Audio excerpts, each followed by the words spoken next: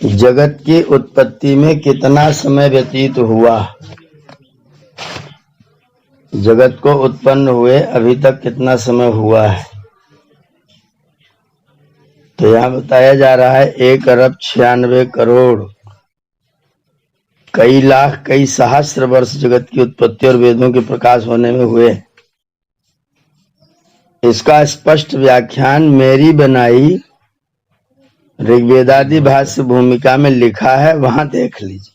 अच्छा ठीक है, हम लोग ये नंबर इस पर वहाँ पूरी गंभीरता से चर्चा चेक किया, आपका नंबर तो की हुई है स्वामी जी ने। निकल रहे हैं।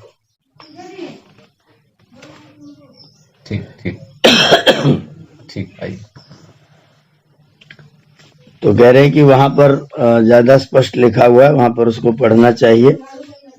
ये जान लें मोटा मोटा कि 1,96,00,000,000 वर्ष कम से कम जगत को बने हुए व्यतीत हो चुके हैं।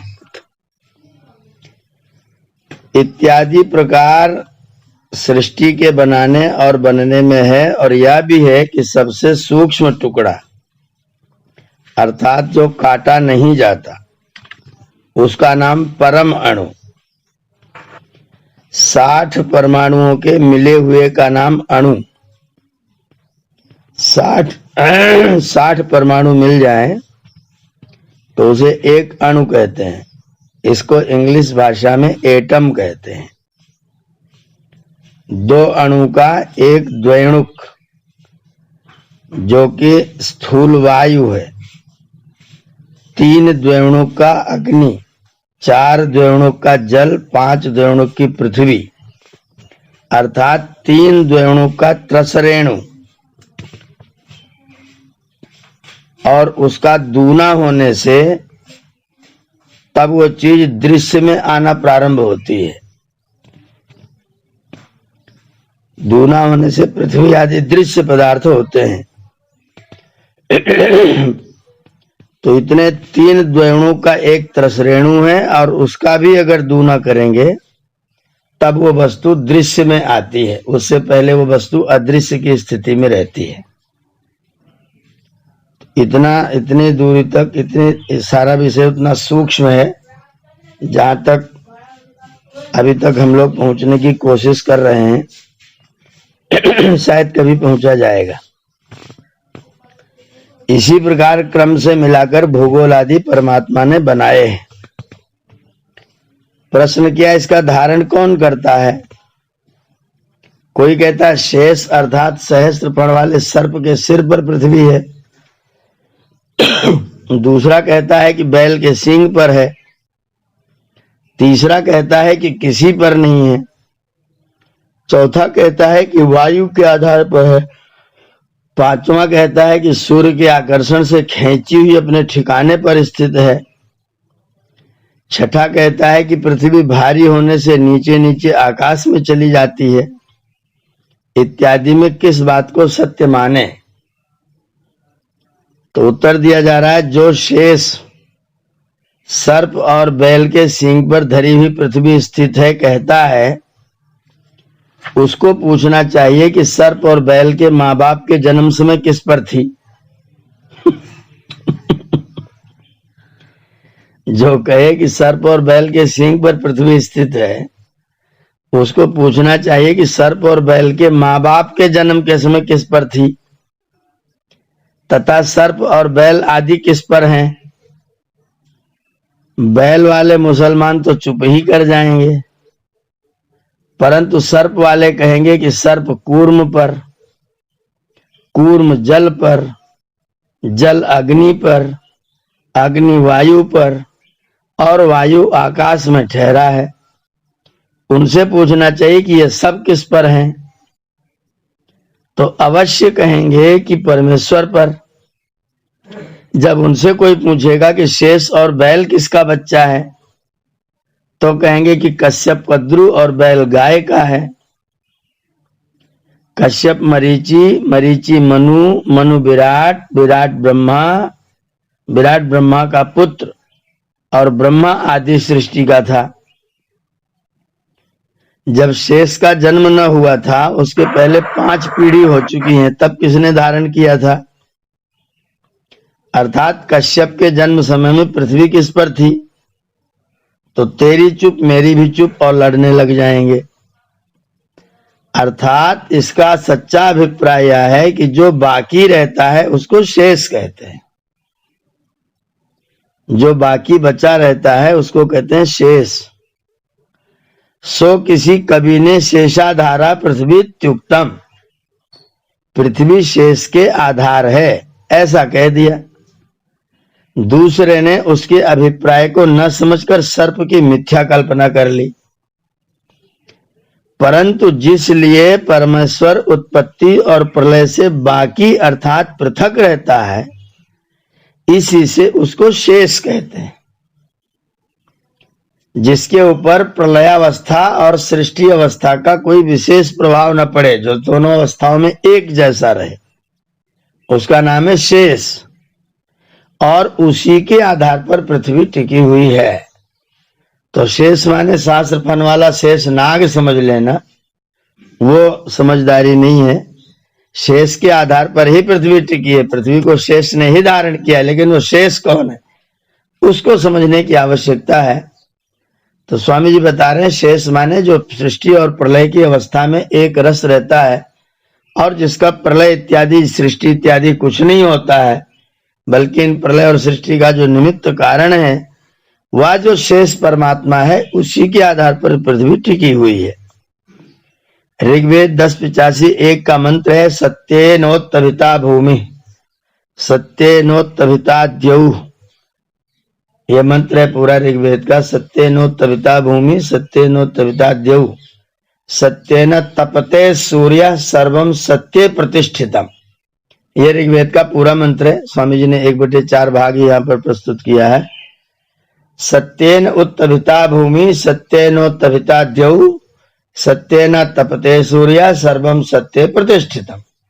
सत्य ने धरती को धारण किया है, सत्य ने ब्रह्मलोक देवलोक को धारण किया है, सत्य के कारण से सूर्य तपता है, और जगत में जो कुछ है उस सबका धारक संहारक नियामक बनाने वाला पालन करने वाला सब वो सत्य ही है।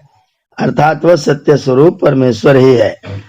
अर्थात जो त्रैकालाबाध्य, जिसका तीनों कालों में बाधा नहीं होती है, जिसका कभी नाश नहीं होता, उस परमेश्वर ने भूमि आदि सब लोकों का धारण किया है। यह भी ऋग्वेद का वचन है, उक्षादाधार पृथ्वी मुदद्याम।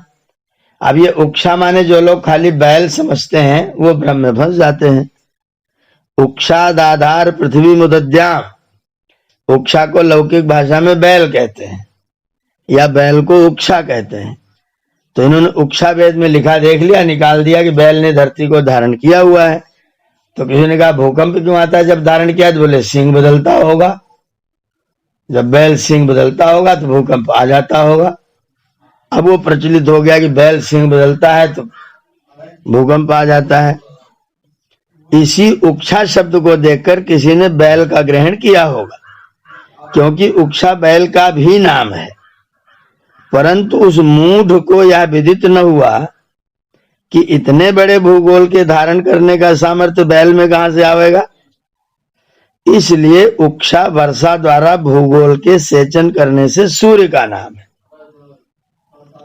उक्षा मतलब होता है सेचन करने वाला, सींचने वाला। उक्षा का शाब्दिक अर्थ है सींचने वाला। तो बैल भी सिंचन करता है, इसलिए बैल को उक्षा कहा। सूर्य भी सिंचन करता है, वर्षा के द्वारा धरती को तृप्त करता है, इसलिए सूर्य भी उक्षा हुआ। तो वर्षा द्वारा भूगोल के सेवन करने से सूर्य का नाम है। उसने अपने आकर्षण से पृथ्वी को धारण किया है, परंतु सूर्य आदि का धारण करने वाला बिना परमेश्वर के दूसरा कोई भी नहीं है। सूर्य के आकर्षण में पृथ्वी आकर्षित होकर के अपने कक्षा में स्थित होती है, लेकिन जिस सूर्य के आकर्षण में पृथ्वी अपने कक्षा में स्थित है, वो सूर्य का आकर्षण कौन कर रहा है। तो वह जो परम उक्षा है परमेश्वर है, वही सब जगत का धारण करने वाला परंपरा से है।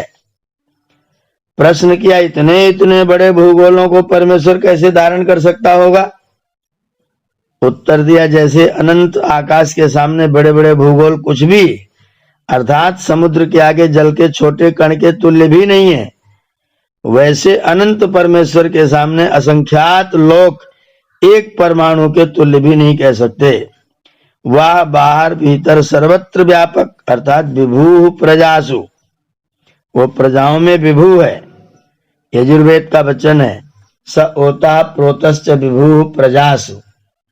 ये मंत्र है, वेनस्तत्पश्यन् निहितं गुहा सद्यत्र विश्वं भवत्येकनीडम् तस्मिन्निदं संच विचैति सर्वं स ओता प्रोतश्च विभु प्रजासु। ये मंत्र है यजुर्वेद अध्याय 32 का 9वां 8वां मंत्र है। स ओता प्रोतश्च विभु प्रजासु, वह विभु है, व्यापक है और सारी प्रजाओं में ओत भी है और प्रोत भी है।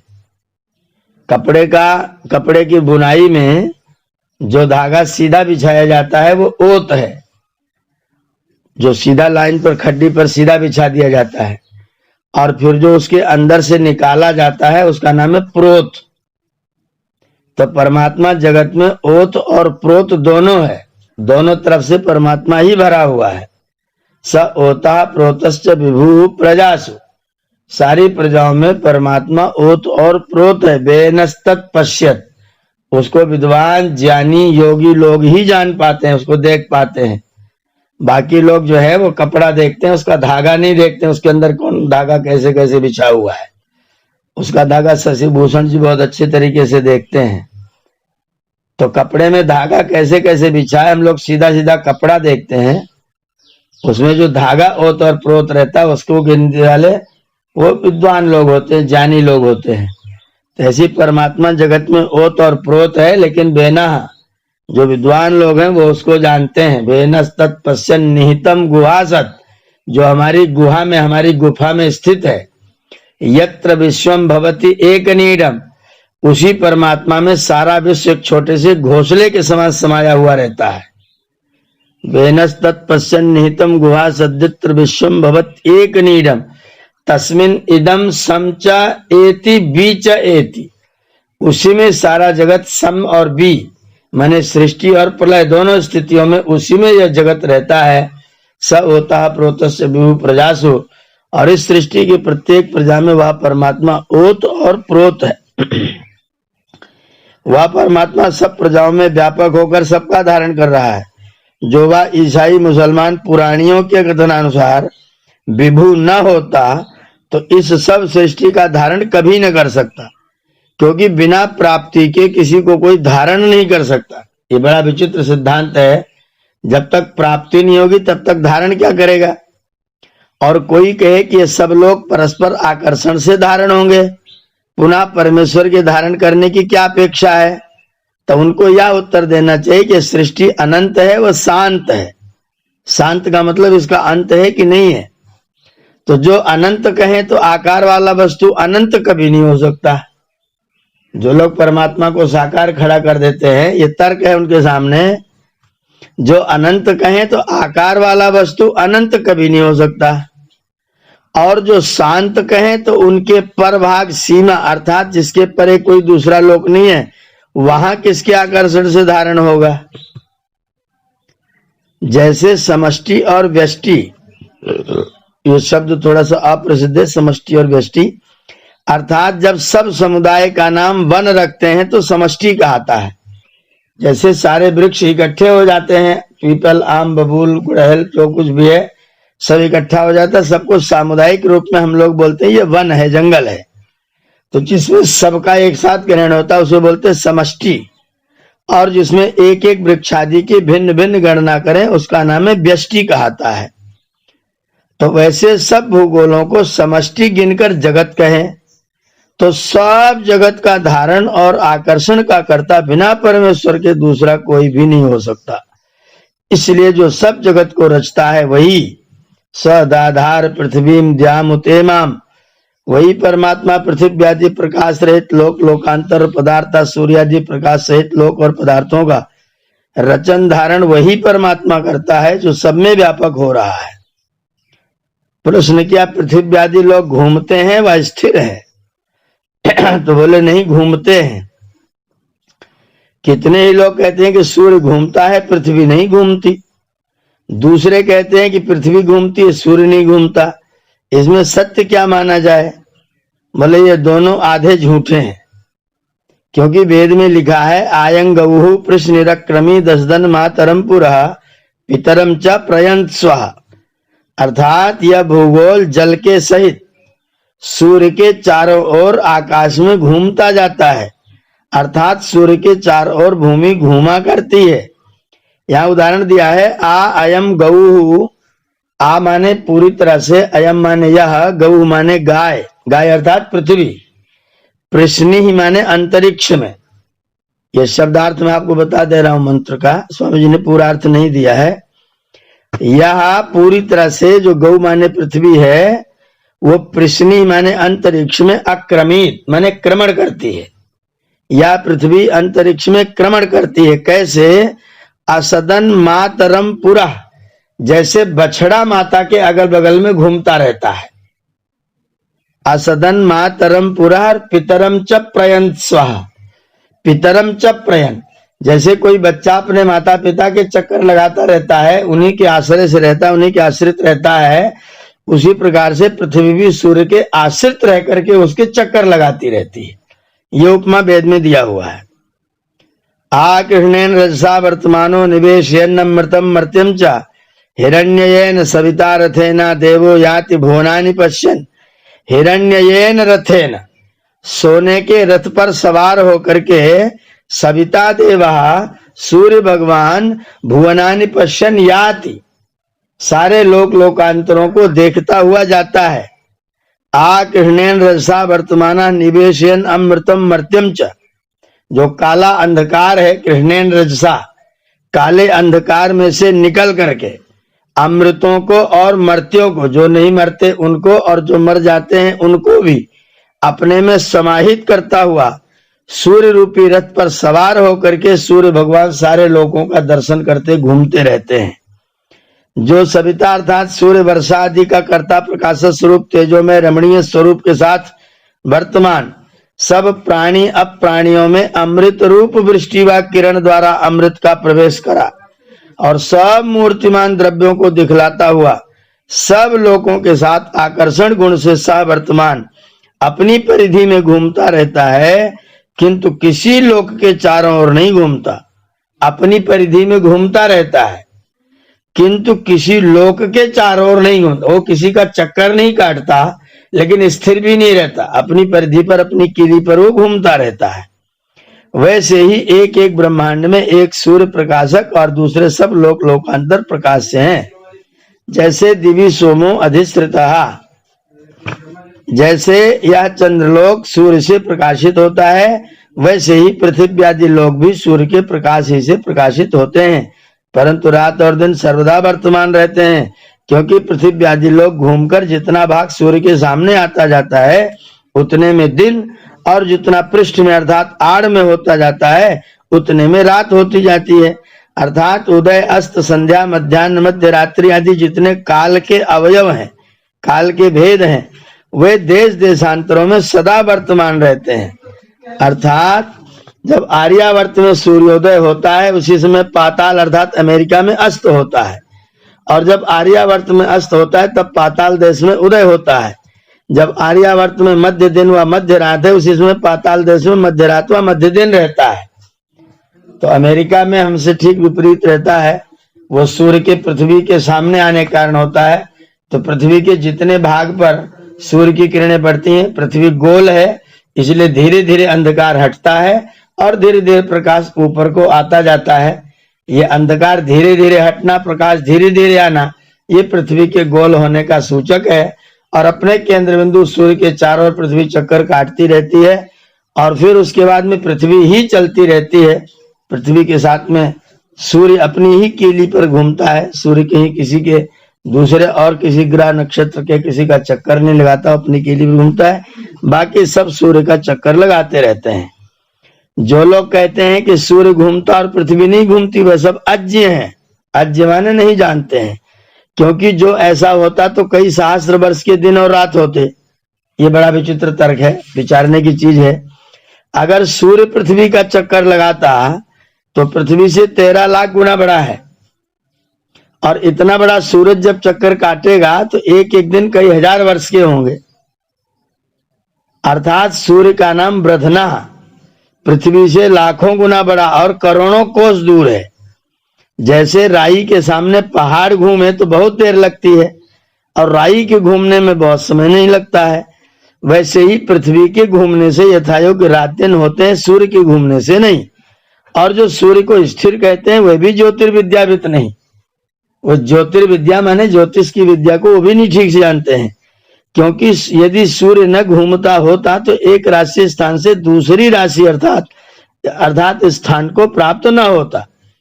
और गुरु पदार्थ बिना घूमे आकाश में नियत स्थान पर कभी नहीं रह सकता। ये गजब का तर्क है। इतना भारी पदार्थ अगर घूमता हुआ नहीं रखा जाएगा तो तुरंत टपक जाएगा, वो वहां रह नहीं सकता है। तो कह रहे हैं गुरु पदार्थ जो है बिना घूमे आकाश में नियत स्थान पर कभी नहीं रह सकता। और जो जैन आदि कहते हैं कि पृथ्वी घूमती नहीं किंतु नीचे चली जाती है और 2 सूर्य और 2 चंद्र केवल जम्बू द्वीप में बतलाते हैं, वो तो 12 लोटा गहरी भांग के नशे में निमग्न है। 12 लोटा गहरी भांग के नशे में निमग्न है, क्योंकि जो नीचे नीचे चलती जाती तो चारों ओर वायु के चक्र न बनने से पृथ्वी छिन्न भिन्न होती। ये कितना बड़ा विज्ञान है। अगर वो सीधी कहीं को चली जाएगी तो वायु का चक्र नहीं बनेगा, और वायु का चक्र नहीं बनेगा तो पृथ्वी टिके ही नहीं सकती है, बिगड़ जाएगी, खत्म हो जाएगी। और निम्न स्थल पृथ्वी में रहने वालों को वायु का स्पर्श न होता, नीचे वालों को अधिक होता और एक सी वायु की गति होती। 2 सूर्य चंद्र होते तो रात और कृष्ण पक्ष का होना ही नष्ट भ्रष्ट होता। इसलिए एक भूमि के पास एक चंद्र और अनेक चंद्र, अनेक भूमियों के मध्य में एक सूर्य रहता है। एक भूमि के पास एक चंद्र और अनेक चंद्र, चंद्र का मतलब यहाँ पर सैटेलाइट है, इसको उपग्रह के नाम से जानिएगा। चंद्र को यहाँ पर चंद्र शब्द का अर्थ चंद्रमा मत लीजिएगा, यहाँ पर चंद्रमा ने उपग्रह है। तो एक भूमि के पास एक चंद्र और अनेक चंद्र, एक चंद्रमा तो ये वाला है ही, ऐसे अनेक और नक्षत्र हैं जो उसके उपग्रह हैं। और अनेक भूमियों के मध्य में एक सूर्य रहता है। सूर्य चंद्र और तारे क्या वस्तु हैं और उनमें मनुष्य आदि सृष्टि है वा नहीं? उत्तर दिया, ये सब भूगोल लोक और इनमें मनुष्य आदि प्रजा भी रहती हैं, क्योंकि एतेषु इदम सर्वम हितम एते हिदम सर्वम भासयन्ते तद यत् इदम सर्वम भासयन्ते तस्मात् बसवा इति। ये सबको बसाने का साधन है, इसलिए इनको हम लोग बसु कहते हैं। तो पृथ्वी, जल, अग्नि, वायु, आकाश, चंद्र, नक्षत्र और सूर्य, इन 8 का नाम बसु इसलिए है कि इन्हीं में सब पदार्थ और प्रजा बसती है और यही सबको बसाते हैं। जिसलिए वास के निवास करने के घर हैं, इसलिए इनका नाम बसु है। जब पृथ्वी के समान सूर्य, चंद्र और नक्षत्र बसु हैं, पश्चात उनमें इसी प्रकार प्रजा के होने में क्या संदेह है? और जैसे परमेश्वर का छोटा सा लोक मनुष्य आदि सृष्टि से भरा हुआ है, तो क्या ये सब लोग शून्य होंगे? परमेश्वर का कोई भी काम निष्प्रयोजन नहीं होता। तो क्या इतने असंख्य लोकों में मनुष्य आदि सृष्टि न हो तो सफल कभी हो सकता है? इसलिए सर्वत्र मनुष्य आदि सृष्टि है। प्रश्न कर रहे, जैसे इस देश में मनुष्य आदि सृष्टि की आकृति अवयव है, वैसे ही अन्य लोकों में होंगे या कुछ विपरीत होंगे?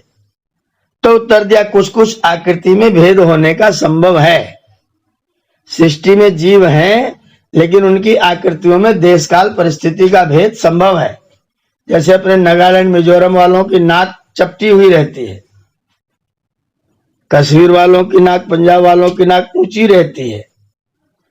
दक्षिण भारत के लोग प्रायः करके उनमें कृष्णता रहती है, कालापन रहता है। उत्तर भारत में जितना ठंडी के निकट वो लोग गोरे गोरे होते हैं।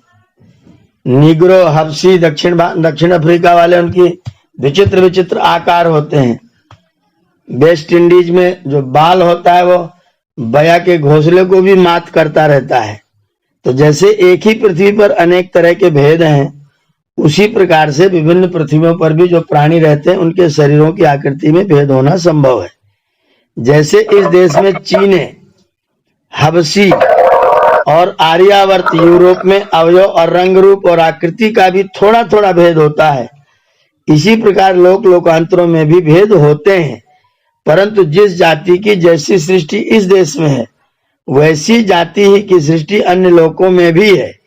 जिस जिस शरीर के प्रदेश में नेत्रादि अंग हैं, उसी उसी प्रदेश में लोकांतर में भी उसी जाति के अवयव भी वैसे ही होते हैं।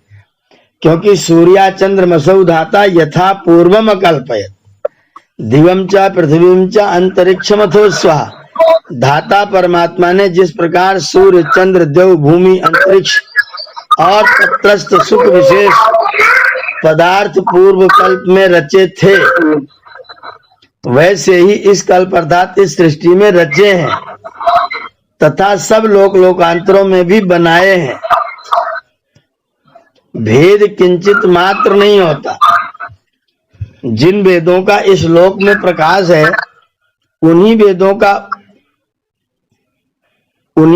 का उन लोकों में भी प्रकाश है व नहीं है? तो उत्तर दिया उन्हीं का है।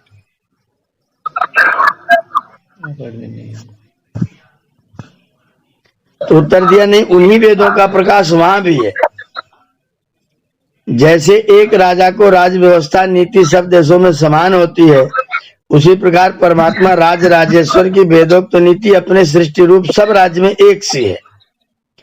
प्रश्न क्या, जब वे जीव और प्रकृतिस्थ तत्व अनादि और ईश्वर के बनाए नहीं हैं, तो ईश्वर का अधिकार भी उन पर न होना चाहिए, क्योंकि सब स्वतंत्र हुए? उत्तर दिया, जैसे राजा और प्रजा समकाल में होते हैं और राजा के अधीन प्रजा होती है, वैसे ही परमेश्वर के अधीन जीव और जड़ पदार्थ हैं। जब परमेश्वर सब सृष्टि का बनाने, जीवों के कर्म फलों को देने, सबका यथावत रक्षक और अनंत सामर्थ्य वाला है, तो अल्प सामर्थ्य जीव भी और जड़ पदार्थ उसके अधीन क्यों ना हो? इसलिए जीव कर्म करने में स्वतंत्र, परंतु कर्मों के फल भोगने में ईश्वर की व्यवस्था से परतंत्र है। वैसे ही सर्वशक्तिमान सृष्टि, संहार और पालन सब विश्व का परमात्मा ही कर रहा है।